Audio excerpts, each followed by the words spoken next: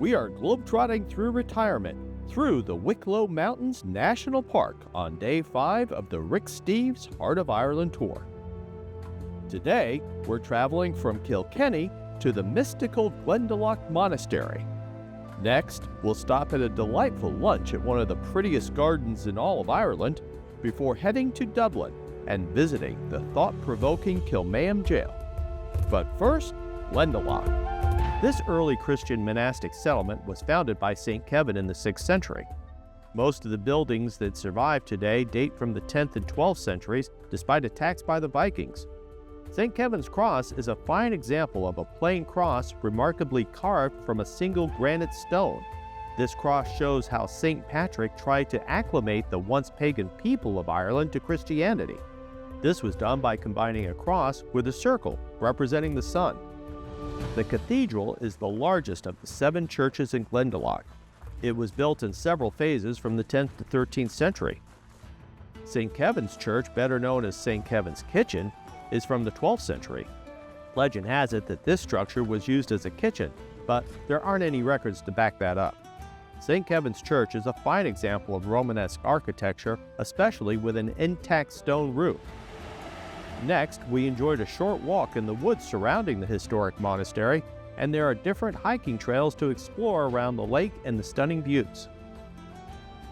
Glendalough is one of the most popular tourist destinations in all of Ireland, and it's not surprising with the stunning landscape, historic ruins, and beautiful walks. If you'd like to see a more in-depth tour of the Glendalough Monastery and other stops along our journeys, then please visit my YouTube channel at Globetrotting Through Retirement. Avoca is our next stop for lunch, and as I mentioned, the gardens are glorious, and the food was pretty good too. If you're enjoying these videos, please subscribe and hit the like button. Next, we leave the countryside of Ireland and arrive in the capital city of Dublin to visit one of the most consequential sites in modern Irish history. This place witnessed some of the most tragic and heroic events in Ireland's emergence as a modern nation. Today, it's one of the toughest tickets to get in all of Ireland. This structure has housed thousands of criminals over its history, but most notably were those from the 1916 Easter Rising.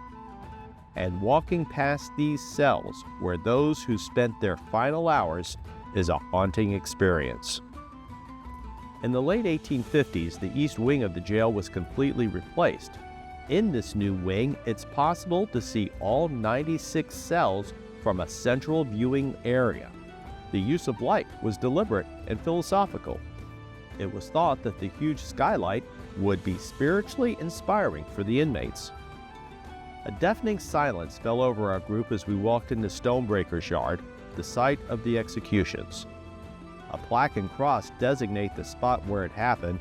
It's a quiet time of reflection for this dark time in Ireland's modern history. Tomorrow we go deeper into that history as we tour Dublin, learning more incredible stories of the people that helped shape the Republic. That and more on our Rick Steves Heart of Ireland tour, Globetrotting Through Retirement.